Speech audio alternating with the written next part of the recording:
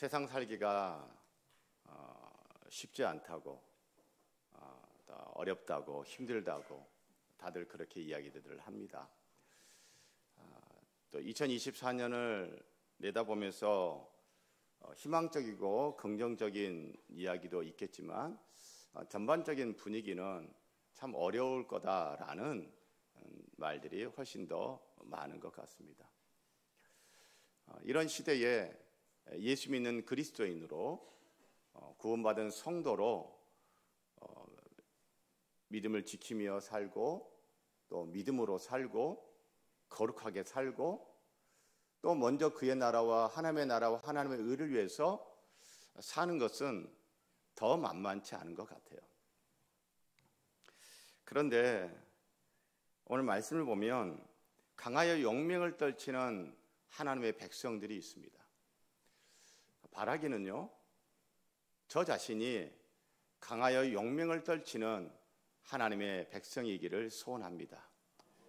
저는 우리 성도님들이 강하여 용맹을 떨치는 하나님의 백성들이기를 소원하고 축복합니다. 여러분, 우리 이 말씀은 다니엘서예요. 다니엘서 하면 그 시대적 배경이 어떻게 됩니까? 유다 왕국이 건재하고 예루살렘 성이 건재하고 예루살렘 성전이 건재하고 그런 때가 아니에요. 유다 왕국은 멸망을 했습니다. 예루살렘 성은 파괴되어졌습니다. 하나님의 성전도 파괴되어졌습니다. 그리고 하나님의 백성들은 바벨론 포로로 끌려갔어요. 자, 그러니까 이 다니엘서의 배경은 세상이 교회를 사로잡고 있는 시대예요. 세상이 교회를 밟고 있는 시대예요. 교회가 세상의 포로가 되어 있는 그 시대에 나는 예수 믿는 사람이요, 나는 구원받은 하나님의 백성이요, 그래서 나는 이렇게 말씀대로 살 것이요, 나는 믿음으로 살 것이요, 나는 거룩하게 살 것이요 라고 목소리를 내면서 그렇게 산다는 것은요, 쉽게 할 수 있는 일이 아니에요. 그런데 다니엘서 우리가 알고 있는 내용들 조금만 생각해 봐도 그런 시대에 거룩하게 살겠다고 용기 내어 거룩하게 살았던 사람들이 있었고, 용기를 내어서 믿음으로 살았던 사람들이 있었어요.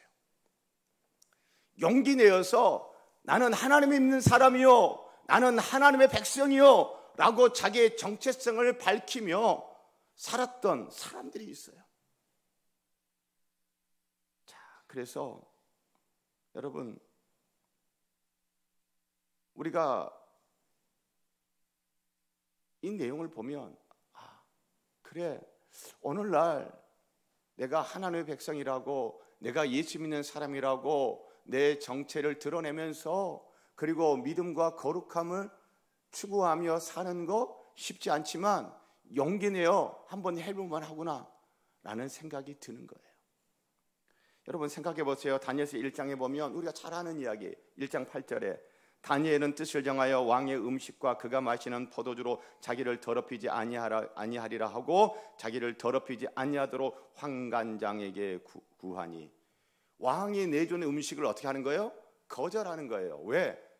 나는 깨끗할 거야. 나는 나 자신을 더럽히지 않을 거야.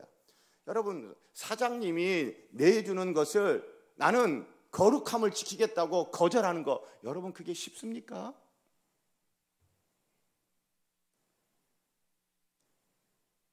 하늘 같은 선배가 내미는 것을 나는 그거 안 먹을 거야 라고, 나는 거룩함을 지킬 거야, 나는 깨끗함을 지킬 거야 라고 하면서 거절하는 게 여러분 쉽습니까?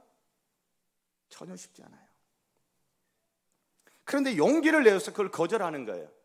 여러분, 거절하는 것도 대단한 용기거든요. 자, 그런데 이때 거절할 때 다니엘의 나이가 몇 살입니까? 10대 청소년이에요. 10대 청소년. 요즘 같으면 어른들이 그런 생각을 할 수 있어요. 얘들이 뭘 알아? 뭘 알아요?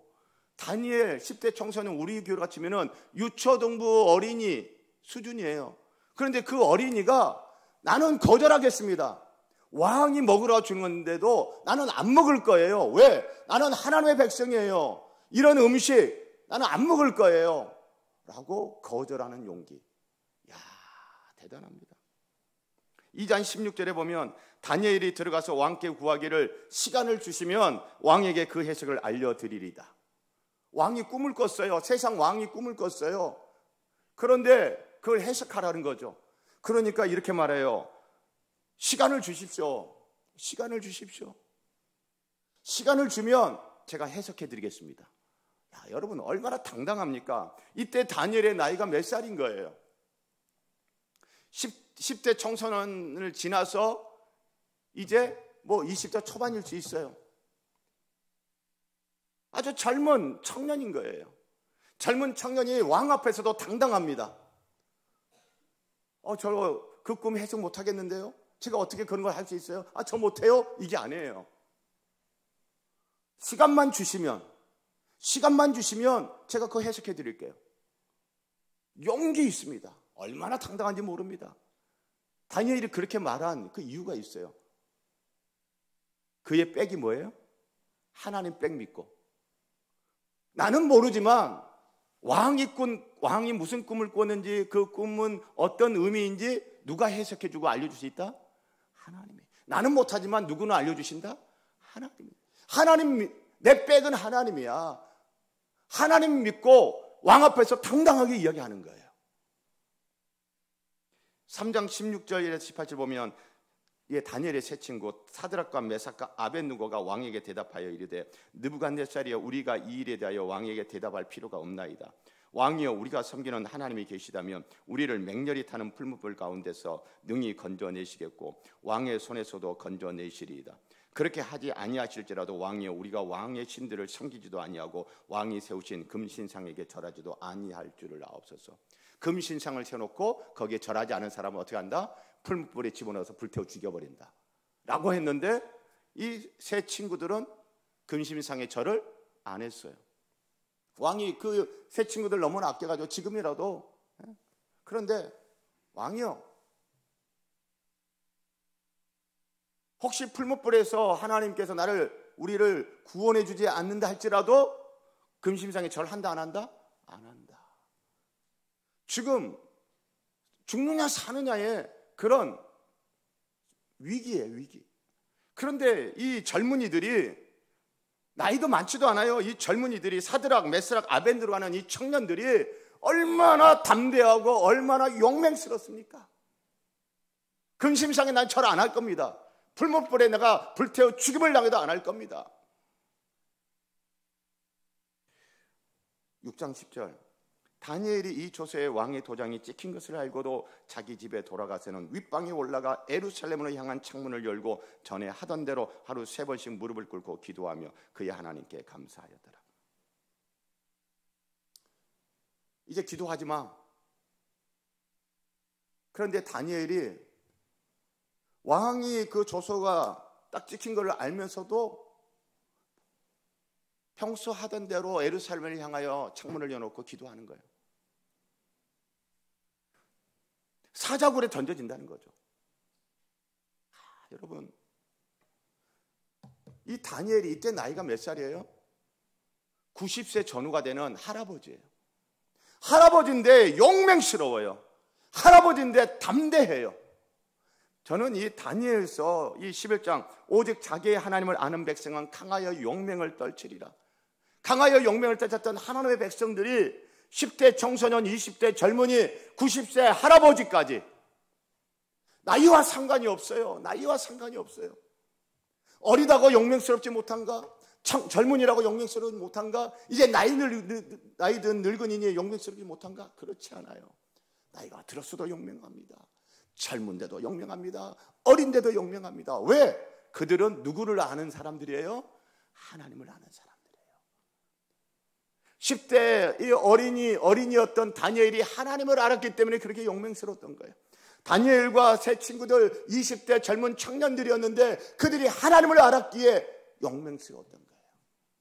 요즘 젊은 세대들 가운데서 나 예수 믿어, 나 하나님 믿어, 나 교회 다녀, 나는 성경대로 살 거야 라고 여러분 말을 하고 그렇게 실천한다는 게 쉽습니까? 젊은 세대, 20대 청년 세대에서 그렇게 이야기하는 예수 믿는 기독 청년이 있다면요, 아마 왕따 당할 가능성이 높을 거예요. 그런데 나는 그렇게 할 거다. 그 20대 이 젊은이들, 청년들이 그렇게 할 수 있었던 건 뭐예요? 하나님을 알았기 때문이에요. 90세 다니엘, 이제 천국 갈 날이 얼마 남지 않았어요. 그러면 그때 잠시 한 달만 기도 안 하면 되니까 잠시 참으면 돼. 숨어 있으면 돼. 내가 좀 있으면 천국 갈 건데 뭐 이렇게까지 내가 굳이 할 필요가 있나? 그렇게 안 했어요. 마지막까지 용맹스럽게 살았던 거죠. 왜요? 하나님을 아는 할아버지니까. 하나님을 아는 할아버지는요, 뒤로 물러나지 않아요. 세상과 타협하지 않아요. 세상 앞에 굴복하지 않아요. 용맹스러워요. 어떤 일이 용맹스럽습니까? 어떤 일에 용기를 냅니까? 죄와 불의를 행하는데 용맹스러운 것이 아니라 의와 거룩과 믿음을 행하는데 용맹스러워요. 오늘 예배를 드리는 어린이도, 청년들도, 장년들도, 노년 어르신들도 다 용맹스러운 분위기를 주의 이름으로 소원하고 축복합니다. 자, 여러분, 하나님을 아는 백성이 그렇게 용맹스럽다. 하나님 아는 백성. 그러면 우리가 이제 내년에 하나님을 아는 일에 힘을 써야 되는 거예요. 내년표 다 함께 시작. 하나님을 아는 성도, 세상에 복이 되는 교회. 하나님을 아는 성도. 여호수아의 말씀에서는, 호세아 말씀에서는요, 여호와를 알자. 힘써 여호와를 알자. 하나님을 아는 거 힘써야 돼요. 여러분, 우리가 새로운 지식을 얻는데 힘 안 들이고 새로운 지식을 얻는 그런 거 없습니다. 힘써야 되는 거예요. 힘써야 돼요. 하나님을 아는 거 그냥 아는 게 아니에요. 교회 열심히 다녀야 되고요. 예배 열심히 드려야 되고요. 성경 열심히 읽어야 되고요. 성경 공부도 열심히 해야 되고요. 기도도 열심히 해야 되고 열심히 힘써 해야 돼요. 하나님을 알기 위해서 우리가 할 수 있는 모든 것을 가리지 말고 힘써 애써 열심히 할 수 있기를 바랍니다. 그러시라고 영성 노트도 드린 거고요. 저는 내년 표 이 다니엘서 11장 32절 말씀, 자기의 하나님을 아는 백성을 강하여 용명을 떨치리라. 이 말씀을 정하고 설교를 준비하면서 노래 하나가 자꾸 이렇게 나오는 거예요. 무슨 노래냐? 찬송가는 아니에요. 애니메이션 OST인데 2005년도 애니메이션 쾌걸 근육맨 2세. 1세가 아니고 몇 세? 2세. 쾌걸 근육맨 2세 OST. 여러분, 이 노래는요 응원가로 유명합니다. 응원가. 대세 응원가예요. 아마 이 노래 아는 분들 꽤 많이 있을 거예요. 어떻게 합니까? 이 노래는요 막 이렇게 해야 돼요. 한 번 더 나에게.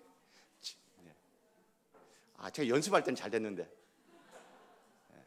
한 번 더 나에게 질풍 같은 용기를, 거친 파도에도 굴하지 않게 드넓은 대지에 다시 새길 희망을 안고 달려갈 거야 너에게. 한 번 더 나에게.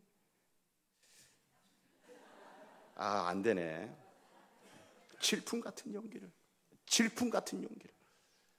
그래서요, 우리 성도님들 내년에 여러분에게 밀려오는 그 어떤 거친 파도가 있어도, 여러분의 가정을 덮쳐오는 거친 파도가 있어도, 여러분의 일터를 덮쳐오는 거친 파도가 있어도, 우리 교회를 향하여 몰려오는 거친 파도가 있어도 한 번 더 질풍 같은 용기를 내도록 하십시다. 드넓은 대지에 여러분, 우리 다시 한번 희망을 새기고 희망의 깃발을 내들고 우리 다시 한번 주님을 향하여, 저 영원한 천국을 향하여 달려나가는 2004년이 되기를 소원하고 축복합니다.